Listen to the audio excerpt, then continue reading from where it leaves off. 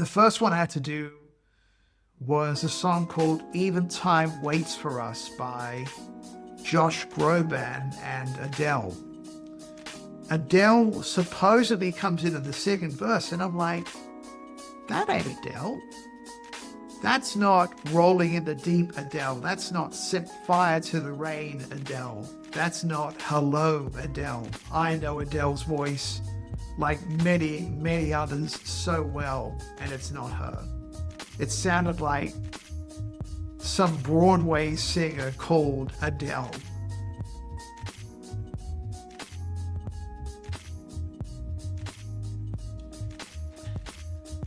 Hi there, everyone.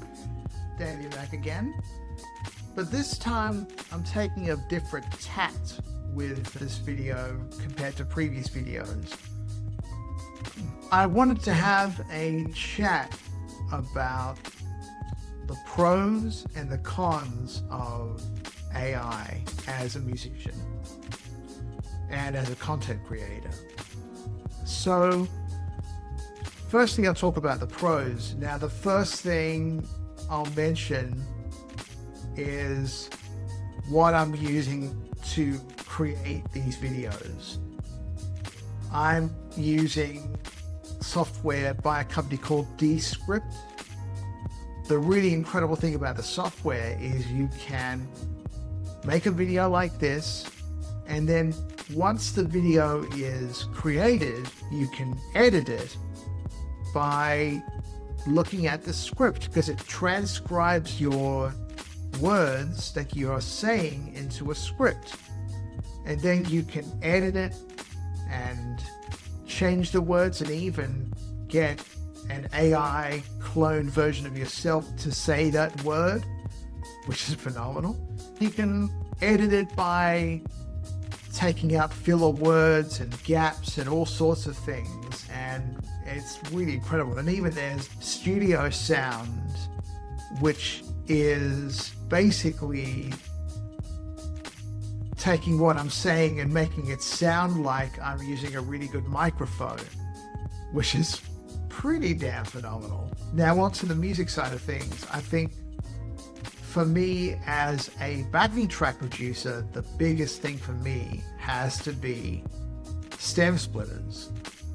For people who don't know what a stem is, with any software that music creators, producers, and engineers use in software like Logic Pro, Ableton Live, Pro Tools, and others, we have tracks. On one track, there could be the piano, another track could be strings, another track could be bass, and so on. It could either be a MIDI track, standing for Musical Instrument Digital Interface, or it could be an audio track from microphone recording of a piano or guitar. When I work on a song for someone and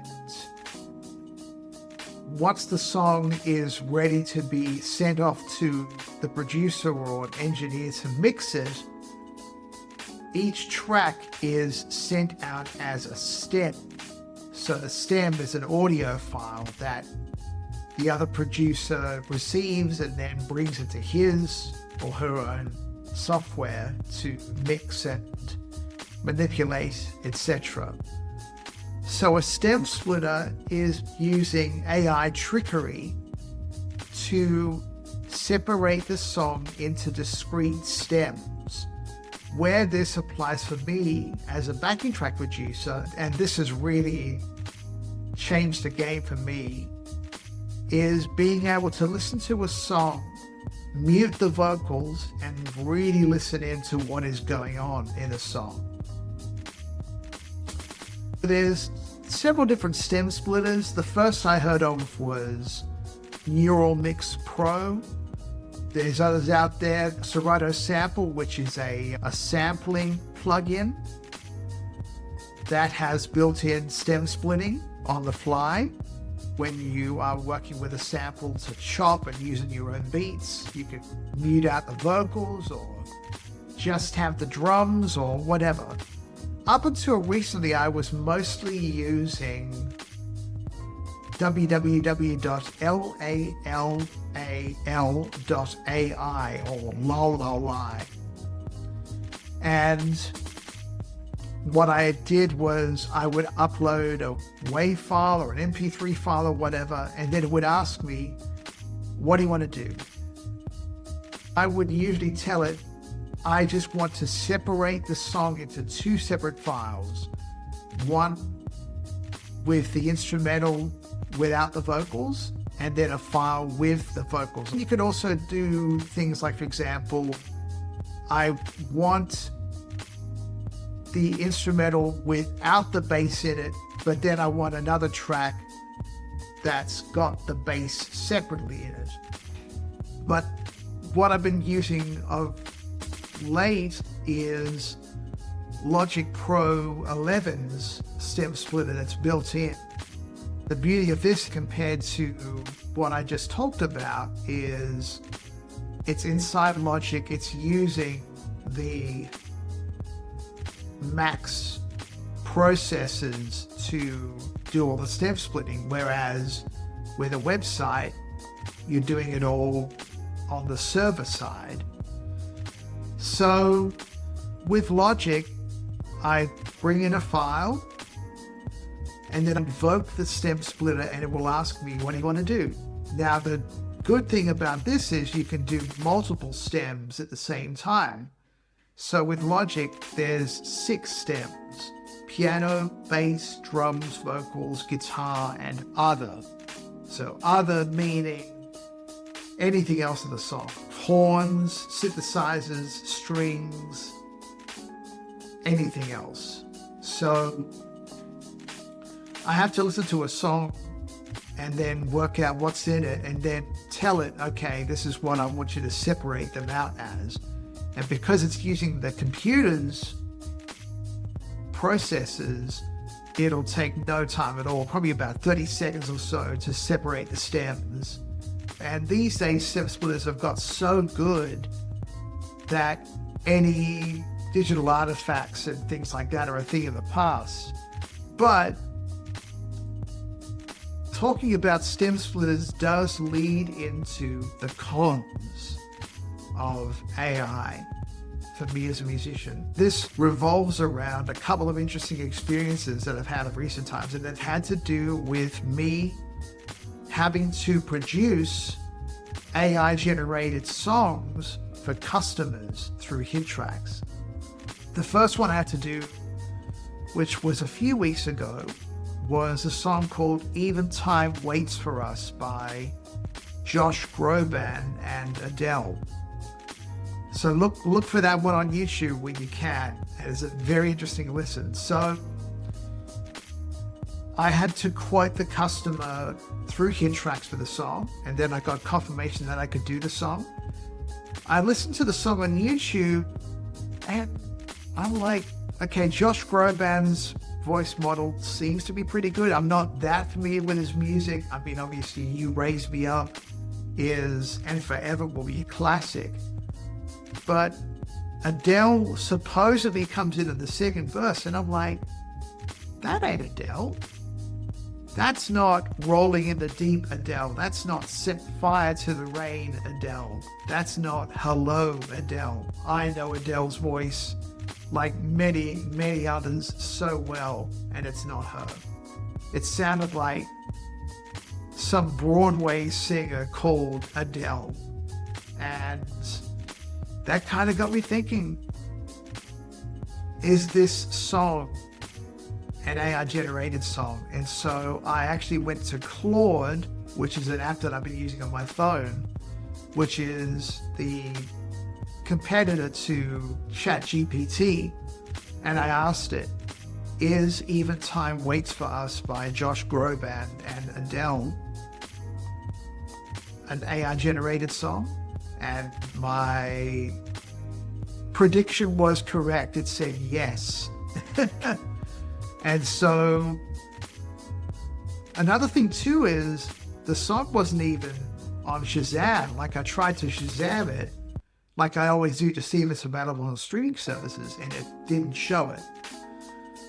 So I had to whip the song from YouTube. That is, record the song into an MP3 file or a WAV file using an app on my Mac called Audio Hijack to take that song and then make it into a file that I could bring into Logic to work on. So I brought the file into Logic, and then I remembered vividly that video that Rick Beato put up about him taking one of the Velvet Sundowns songs and taking the song into Logic and stem splitting it. And he did it, and once the stems were all separated, he listened closely and heard a lot of artifacts. And the same thing happened here. When I separated the stems, I listened closely without the vocals, and there were so many problems, so many artifacts, muffling of sounds, all those kinds of things. And I'm thinking, stuff this. I'm not even gonna try to work with the song like this. I'm just gonna do like I've done before using stem splitting, and that is just work with the one file and kind of work out what was going on with the song. And so I did the song. I mean, even with the song itself, listening close to it, I could work out, okay, there's piano, there's bass, there's strings, there's drums. But even with things like strings, it all seemed a bit of a mishmash. Like, I couldn't work out what was going on, because in any good ballad that's got a really lovely string arrangement, you can really hear the separation of the sounds and stuff. And I'm just like, this feels weird. So I'm giving it my best guess and even kind of arranging my own parts myself to kind of work it out. But that's what I had to do. Yes, it was interesting. And then of recent times, I had to do a song by Holy Spirit Sound called Psalm 91 Blues. It was like this 6/8 blues tinged gospel song. Again, the same thing happened, but this time I could get it through streaming services and iTunes. So I could easily download the song from iTunes and bring it into Logic, but the same thing happened when trying to separate the stems. Just crazy artifacts. Even listening to the song itself, like what was happening inside the song as far as all the various instruments, like there was some weirdness going on. So I'm like, okay, this is a gospel record, so I'll just play my own parts, piano, Rhodes, and Hammond, and blues guitar, because at least the blues guitar was the one thing that was done really well in the song. And I'm sure things have changed now to the point that even a lot of the things that I mentioned before have been rectified.